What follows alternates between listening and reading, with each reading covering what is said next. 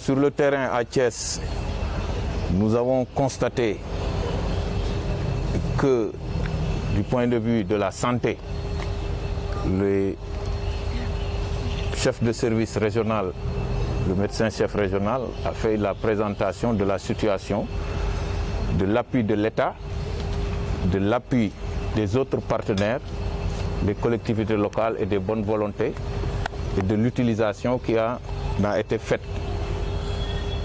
Nous sommes revenus sur le nombre de cas, le nombre de personnes confinées dans les hôtels, etc., etc.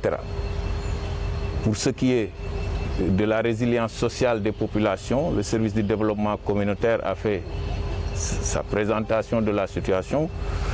Et là, on a constaté qu'il y a un retard dans la distribution des vivres. Et nous avons constaté également qu'à Thiès, la pâte alimentaire n'est pas encore arrivée. Et sur ça, je pourrais m'arrêter un peu parce que nous avons fait visiter des magasins de stockage et nous avons vu que les toitures des magasins n'étaient pas de très bonne qualité. Et on est en période d'hivernage. Si par extraordinaire il y avait une pluie aujourd'hui ou hier, je crois qu'une bonne partie des denrées allait se gâter.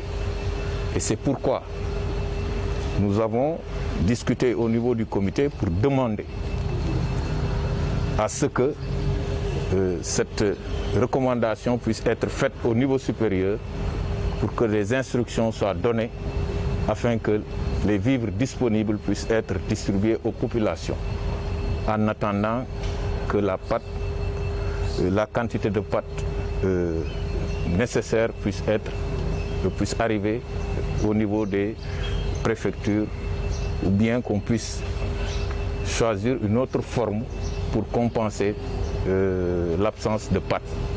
Parce que ce serait mieux que de laisser les denrées se détruire dans les magasins à cause de la pluie. La prise en charge des factures d'eau et d'électricité.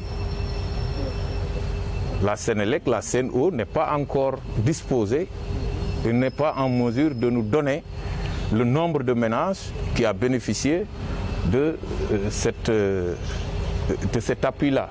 Donc il y a un travail à faire, c'est pourquoi nous avons laissé nos contacts au niveau des différents services qui doivent nous envoyer dans les meilleurs délais ces données-là pour que l'on puisse les remonter. Donc vous avez constaté également qu'il y a un problème avec les factures d'eau et d'électricité. Ces sociétés sont en train de donner des bons de coupure aux populations alors qu'on est en plein toujours dans la pandémie et la coupure d'eau d'un ménage à cette période pose problème. Certains hôtels sont en train de souffrir aujourd'hui, ils ont été réquisitionnés pour les personnes confinées. Ils n'ont pas encore reçu ce que l'État leur doit et la Sénélec, CNO est en train de leur couper l'eau. Ça aussi, ce sont des problèmes et nous les avons notés et nous allons profiter de cette occasion pour lancer un appel afin que l'État puisse négocier avec ces sociétés pour que des moratoires puissent être